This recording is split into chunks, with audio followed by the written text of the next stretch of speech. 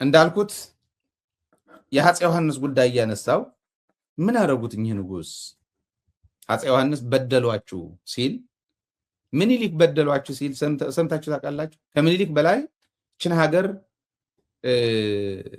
ብጥስጥሷን ያወጣ ዘግናኝ የሆኑ እኩይ ምግባራት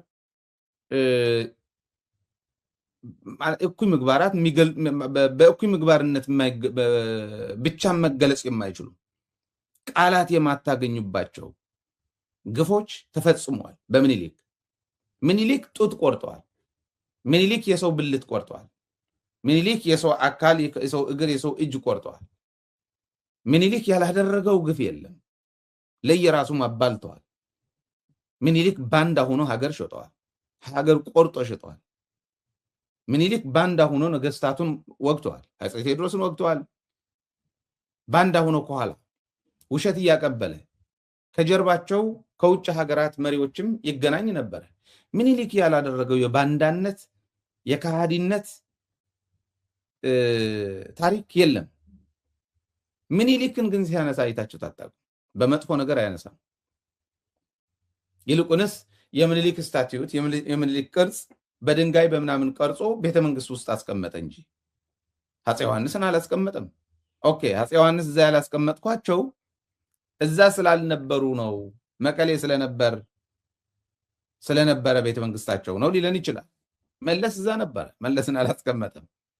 መለስ ነው ያመጣው። ግን መለስ ነው ያመጣው።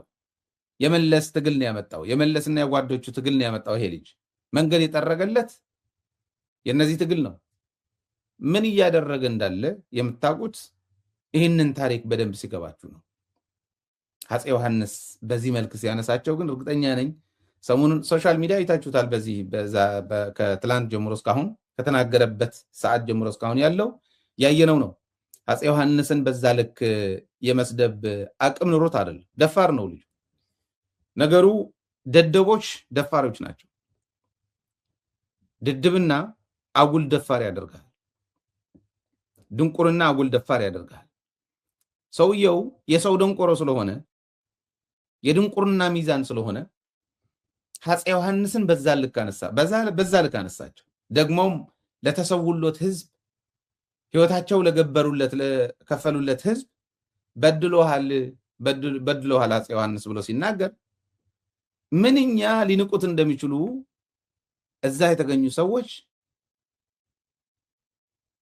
ማለት መገመት ትችላላችሁ። ግን ሰውየው በዚህ በድንቁርና ልኮች እየለካ ነው የመጣን እና ሁሉም ያወቀው የተዋረደ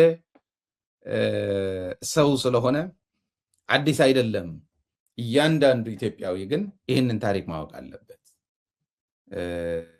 ይህንን ታሪክ ማወቅ አለበት ብቻ ሳይሆን ይሄ ታሪክ ይቅርታ ብሎ መመለስ አለበት። ሰውየው ይመልሳል ብዬ አይደለም፣ ግን እንደዛ ብታደርጉ ትጠቀሙበታላችሁ እንጂ አትጎድም ለማለት ነው።